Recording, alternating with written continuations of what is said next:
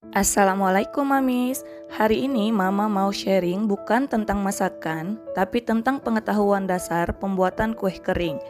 Bagi pemula yang baru akan memulai membuat kue kering untuk persiapan lebaran, yuk, yang jauh mendekat, yang dekat merapat. Ibu dosen mau ngomong. Disclaimer ya Mamis, semua informasi yang Mama sampaikan pada video ini adalah pengetahuan dan pengalaman Mama pribadi selama mempelajari, mendalami, dan berjualan kue kering beberapa tahun terakhir.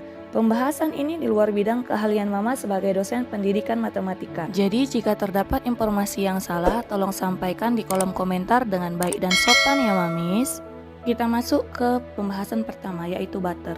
Butter adalah mentega, jadi mentega itu sama dengan butter ya Mamis. Butter terbuat dari lemak susu sapi, teksturnya lebih lembut dan mudah meleleh. Warna butter lebih pucat daripada warna margarin. Ada dua jenis butter, butter salted dan unsalted. Pengaplikasian butter atau mentega pada kue kering akan memberikan aroma wangi yang khas, rasa gurih dan berlemak pada kue, tekstur yang lembut dan sensasi melted atau lumer di mulut saat dimakan. Namun, penggunaan butter pada kue kering juga memiliki dampak tidak baik ya Mamis. Selain dari segi kesehatan dan harganya yang tinggi, penggunaan butter terlalu banyak juga memberi resiko kue terlalu rapuh atau gampang hancur ya Mamis. Berikut adalah merek-merek butter yang banyak kita jumpai di pasaran. Kemudian margarin. Margarin terbuat dari lemak nabati, biasanya kelapa sawit. Tekstur margarin lebih keras dan warnanya lebih terang dari butter. Namun, margarin memiliki daya emulsi yang bagus, sehingga margarin mampu menghasilkan tekstur kue yang bagus. Dari segi kesehatan dan harga, margarin juga lebih baik dari butter ya Mamis. Harga margarin jauh di bawah harga butter. Berikut beberapa contoh merek margarin yang ada di pasaran. Ini adalah perbandingan warna dan tekstur dari margarin merek Blue Band Master dan Butter Anchor ya Mamis.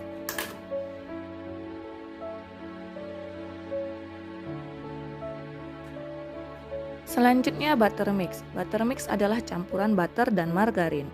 Mungkin salah satu di antara kita akan terkejut melihat Hellmann's adalah salah satu contoh dari mix margarin dan butter. Ya, Hellmann's merupakan campuran antara margarin dan butter.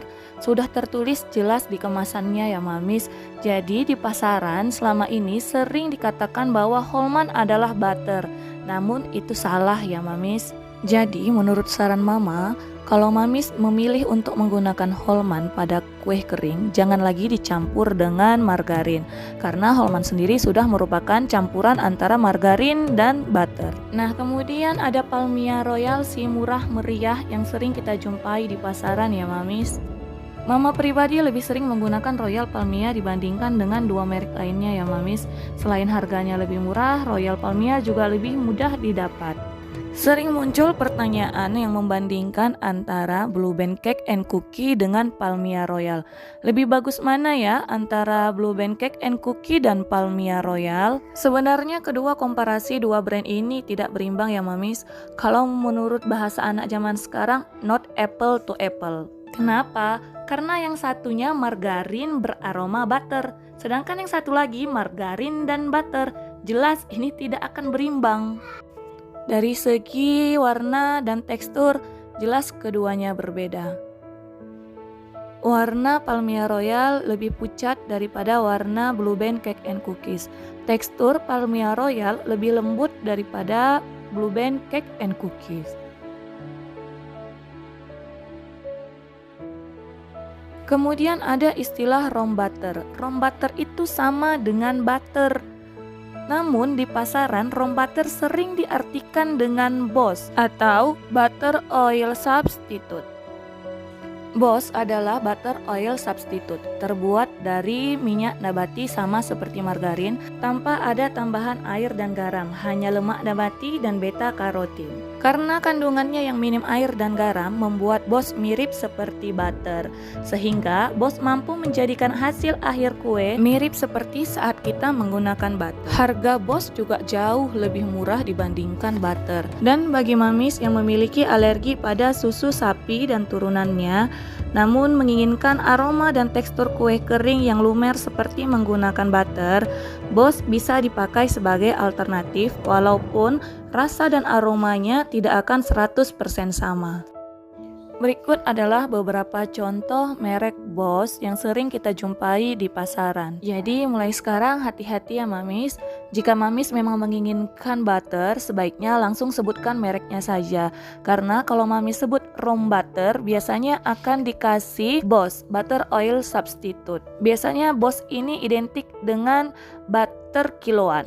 Bagaimana dengan yang satu ini? Ya, Royal Crown. Di kemasannya sudah tertulis jelas Royal Crown Butter Substitute.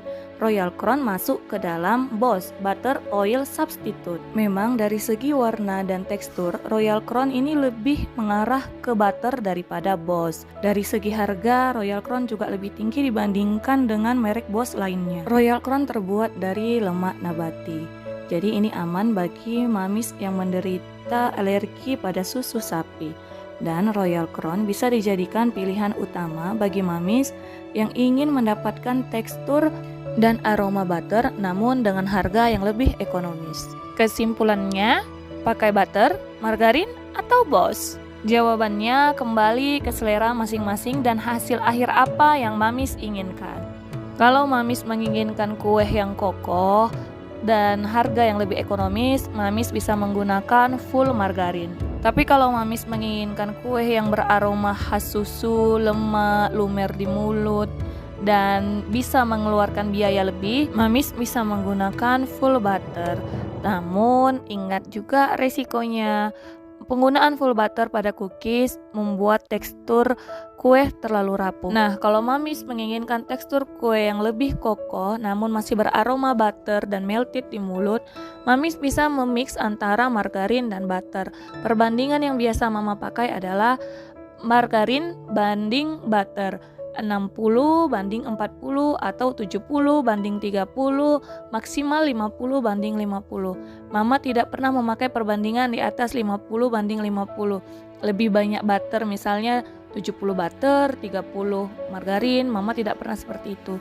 Kenapa? Karena mama khawatir kuenya terlalu rapuh dan gampang pecah. Jika mamis mengalami alergi dengan susu sapi dan turunannya, tapi menginginkan kue dengan tekstur seperti menggunakan butter, mamis bisa menggunakan BOS.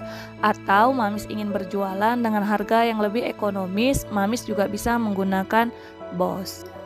Boleh nggak ya margarin atau butter itu dimix pakai mixer? Menurut mama pribadi, bagi pemula sebaiknya menggunakan balon whisk saja. Namun jika punya mixer dengan kapasitas yang besar dan akan memproduksi dengan jumlah yang banyak, silahkan menggunakan flat beater seperti gambar yang terakhir. Sekarang kita masuk ke jenis-jenis tepung terigu. Tepung terigu terbagi atas 3 jenis, yaitu tepung terigu protein tinggi, tepung terigu protein sedang, dan tepung terigu protein rendah. Karena tepung protein rendah hanya memiliki sedikit kandungan gluten, maka jenis tepung yang cocok dipakai untuk membuat kue kering adalah tepung terigu protein rendah. Perlukah tepung disangrai saat membuat kue kering? Jawabannya tidak. Untuk mendapatkan tekstur kue yang renyah dan lebih tahan lama, mamis tidak perlu menyangrai tepung sebelum digunakan. Mamis hanya perlu memanggang kue kering dengan api kecil atau dengan suhu oven yang tidak terlalu tinggi, cukup di 160 derajat Celcius. Proses pembuatan kue kering memang bisa dibilang lama ya mamis. Mulai dari pencetakan, pemanggangan, diperlukan kesabaran yang tinggi. Jadi wajar ya mamis jika kue kering dibanderol dengan harga yang tinggi. Bagaimana dengan penggunaan oven? Oven jenis apapun bisa mamis pakai untuk memasak kue kering, baik itu oven tangkring, oven listrik, oven gas, apalagi oven konveksi. Oven konveksi memiliki kipas di dalam sehingga panas yang dihasilkan lebih merata. Namun harga oven konveksi cukup tinggi ya Mamis. Bagi kita yang produksi hanya untuk skala rumahan untuk dikonsumsi pribadi, sebaiknya hanya menggunakan oven tangkring atau oven listrik. Penggunaan oven tangkring atau listrik sama-sama bisa menghasilkan kue kering yang cantik dan matang sempurna. Hal ini sudah pernah Mama bahas pada video pembuatan semprit jadul sebelumnya. Mamis hanya perlu mengenali oven Mamis di rumah. Khususnya bagi pemula, dalam proses pemanggangan kue kering, kita tidak bisa abai atau ditinggalin gitu aja ya Mamis. Seperti masak cake atau bolu, harus ditungguin, sering dicek dan diputar loyangnya. Tips agar kue kering lebih tahan lama disimpan. Yang pertama, panggang dengan api kecil atau suhu oven yang tidak terlalu besar. Cukup 160 derajat Celcius bagi Mama. Mamis bisa menggunakan silika gel khusus untuk makanan di dalam toples. Silika gel berfungsi untuk menyerap kelembapan. Jadi, kerenyahan kue kering terjaga dan terhindar dari jamur. Gunakan wadah kedap udara. Jika Mamis memakai wadah seperti saya, Mamis bisa memakai selotip untuk merekatkan tutup wadah untuk mencegah masuknya udara ke dalam wadah. Atau Mamis juga bisa menggunakan plastik ring atau plastik segel seperti saya. Kemudian direkatkan dengan menggunakan heat gun seperti pada video di atas.